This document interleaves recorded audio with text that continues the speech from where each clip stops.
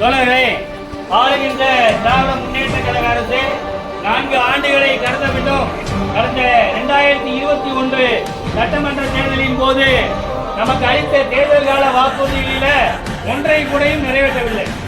முதல்வர் பல இடங்களில் சொல்றாரு, சொன்னதை செய்வோம் சொல்லாதையும் செய்வோம். ஆனா நம்மளை பொறுத்தவரையும் சொல்லாதையும் செஞ்சிருக்காரு. என்ன, கலைஞரால் வழங்கப்பட்ட கடன் விடுப்பு சலுகையை கூட இவர்கள் ஆட்சிக்கு வந்த பிறகு கடந்த 4 ஆண்டுகளாக வழங்காமல் நம்மை வஞ்சித்துவதை காலவரையின்றி முடக்கி வைத்துள்ளார்கள்.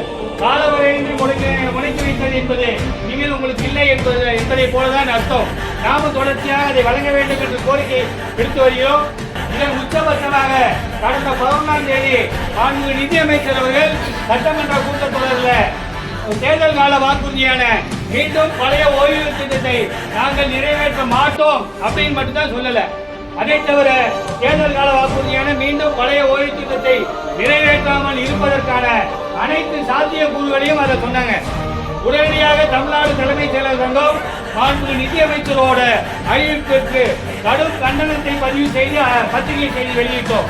அதன் உடனடியாக நாம் அதை எதிர்த்து ஆர்ப்பாட்டம் பண்ணணும்னு நினைச்சோம். ஆனால் தொடர்ச்சியாக பொங்கல் விடுமுறை வந்ததுனால இன்றைய தினத்தை தேர்வு செய்திருக்கிறோம். தொடர்ந்து இதோடு மட்டுமல்லாமல் இன்றைய இளைஞர்கள் 4.5 லட்சம் காலி, இவர்கள் ஆட்சிக்கு வரும்போது இருந்த 4.5 லட்சம் காலி பணியிடங்கள் இன்னைக்கு அதே லெவலில் இருக்கு. எங்க பார்த்தாலும் தனியார் மயம், அவுட் சோர்ஸ், தனியார் மயம், தாராள மயம், அவுட் சோர்ஸ் ஆலோசகர்கள். அந்த அடிப்படையில் நம்முடைய கோரிக்கைகளை வாழ்வாதார கோரிக்கையான மீண்டும் பழைய ஓய்வு திட்டத்தை நிறைவேற்ற வேண்டும், முடக்கி வைக்கப்பட்டுள்ள சரண் விடுவிப்பை விடுவிக்க வேண்டும், காலை பணியிடங்களை உடனடியாக நிரப்பிட வேண்டும் உள்ள கோரிக்கைகளை வலியுறுத்தி இன்று நடைபெறக்கூடிய கோரிக்கை முழக்க கவன ஈர்ப்பு கொடுக்கிற அனைவரும் தவறாது கலந்து கொள்ளுமாறு அன்போடு கேட்டுக்கொள்கிறோம். இது அலுவலக உணவு இடைவேளை கூட்டம் தான், அதனால் யாரும் உங்களை தடுக்க முடியாது. நமது வாழ்வாதார கோரிக்கையை மீட்டெடுப்பதற்காக நமக்காக ஒரு அரை மணி நேரம் சங்கத்தோடு துணை நிற்குமாறு அன்போடு கேட்டுக்கொள்கிறோம்.